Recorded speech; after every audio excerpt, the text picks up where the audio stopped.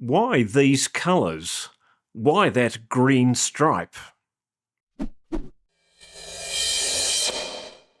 The painting is by Henri Matisse, and it is a portrait of his wife.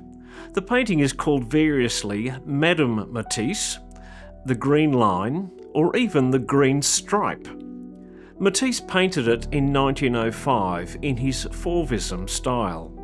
Fauvism comes from fauves, French for wild beasts. A new artistic movement is rarely greeted with ready acceptance.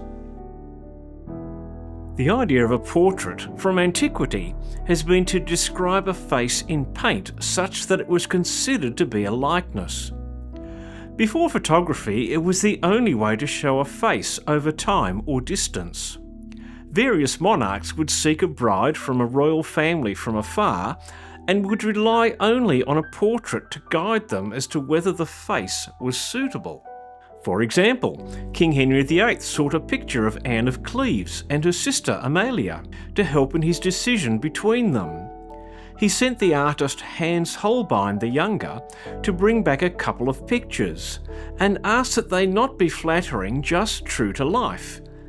Because of the use of veils in the German court, Holbein had trouble and created pictures from glimpses. Unfortunately, Henry blamed Holbein's picture when, having chosen Anne from afar, he discovered that in real life she was, in Henry's eyes, more homely than he expected. She got the last laugh though, outliving Henry, unlike all but one of his other wives.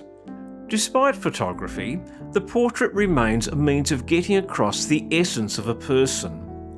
King Charles III's official portrait caused a stir, but conveys, in my mind, more than a mere photograph. A portrait then is quite personal. One doesn't usually get as upset at a landscape. I think the difference is that we form our own views about people, first, and sometimes only, based on how they look. When an artist proffers a vision of someone at odds with our perceptions, we don't like it. Sometimes for reasons we don't understand. My own attempt at a self-portrait, to me, conveys more than a photograph. However, the portrait I did of my wife, while liked by me, is not liked by her. Despite having none of Holbein's skill, I still feel the sense of rejection he got from Henry when he failed in his task. Like Mrs. Beggs with her portrait, I don't think Mrs. Matisse was that happy with her portrait.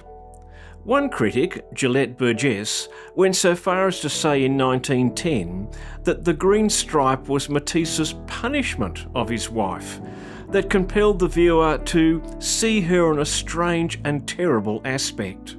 Three things about the painting strike me in order: the colours, the green stripe, the unflattering flat form of her face. Matisse had been experimenting with colour with another artist, André Derain. Art theory recognises three main components of what you put onto a canvas: value or tone, that is, how light or dark; intensity, sometimes called chroma, how saturated or desaturated; and hue, what we call the actual colour, red, blue, turquoise, etc. If you keep the values, you can get away with changing the intensity, although your painting will look less realistic. And as Matisse discovered, you can also even change the hue and still end up with something, even if it is unsettling to us. Unsettling because we know what the object or person is, but it's not how we usually see it. That values are foundational is obvious when you consider every monotone sketch is simply the values, and yet creates easily recognisable scenes and faces. The face itself is closest to natural colour on her lit side, but a sickly yellow-green on the shaded side. Around her head are three slabs of unnatural colour: a cool green that provides the excitement of a complementary colour to the lit side of her face, a strong orange that only seems to highlight the sickly yellow-green of the dark side of her face, and a purple-pink near her dark blue-black hair. Her top resonates the orange on the wall and even reflects the pink from the top. The colours provide their own vibrancy, but she isn't vibrant. The surrounding colours seem only to highlight her unhappiness and the coldness of her stare. The colours are unflattering because their vitality outshines hers, as if she is the dead weight, a drag on life. Matisse was fascinated by colour, calling it a force. He wanted the colour in his paintings to clash with one another expressively. It is their accord or their opposition which opens in the viewer's mind an illusory space. He was using colour for effect, not to explicitly describe what he saw. Any artist would recognise that in creating a three-dimensional form onto a canvas, there is a point where the light source, coming in from the right, is lessened in brightness as it hits less of the form. Paint an apple or an egg and you'll come to this transition zone. Depending on the degree of realism you want, you might blend that transition, or you might be like Cézanne and make it more abrupt for artistic effect. But here something odd has happened, because the transition zone, the green line, is there, but what does it transition to? In fact, it transitions to a value, the light and dark, that is lighter than the transition itself. Although we can cope with the abrupt transition, the transition on the other side to another lighter colour creates less of the effect of a three-dimensional face and more of the effect of a face with a green line down the middle.